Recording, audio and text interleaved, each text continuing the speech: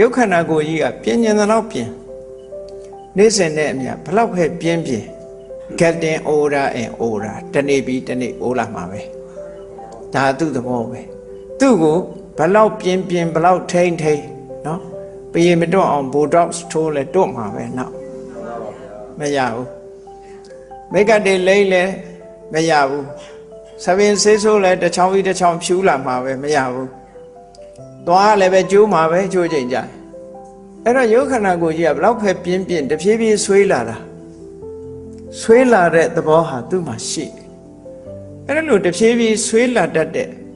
ရုပ်ခန္ဓာကိုယ်ကြီးကိုတကယ်ပြင်းနေလို့ရှိရင်အကျိုးရှိသလားလို့ဆိုဘာမှအကျိုးမရှိဘူးဒါကြီးပြင်လို့အဲ့တော့ပြင်ရမှာပါတော့ဆိုစိတ်ဟော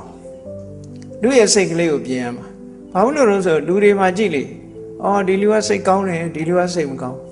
စိတ်ကောင်းတဲ့လူနဲ့စိတ်မကောင်းတဲ့လူမျက်နှာမှာလားပေါ်နေတာ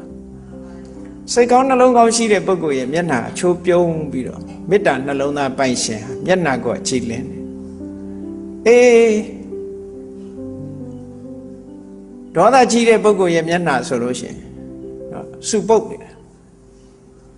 စုပုတ်နေတာ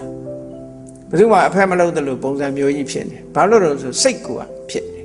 စိတ်ဖြစ်တော့မျက်နှာမှာလားပေါ်နေတာပေါ့အဲ့ဒီဟာကလည်းစိတ်ခဏခဏတူတတ်တဲ့လူရဲ့မျက်နှာဒီရည်ရွေ့ပြုံးရည်မရတော့မျက်နှာမျိုးကြီးဖြစ်တတ်တယ်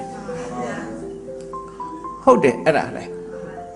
တချို့မျက်နှာကြတော့ကြည့်လိုက်လို့ရှိရင်မပြုံးပေမဲ့လို့ပြုံးနေတယ်လို့မြင်နေရဘာလို့လဲဆိုရင်သူ့စိတ်ကိုအကြည်လင်းနေတာမေတ္တာသက်ဝင်ကြည်လင်းနေတဲ့ပုဂ္ဂိုလ်အဲ့ပြုံးမရတဲ့မျက်နှာတွေနဲ့ဒါမျိုးဖြစ်တာပေါ့အဲ့ဒါကြောင့်မလို့မြတ်စွာဘုရား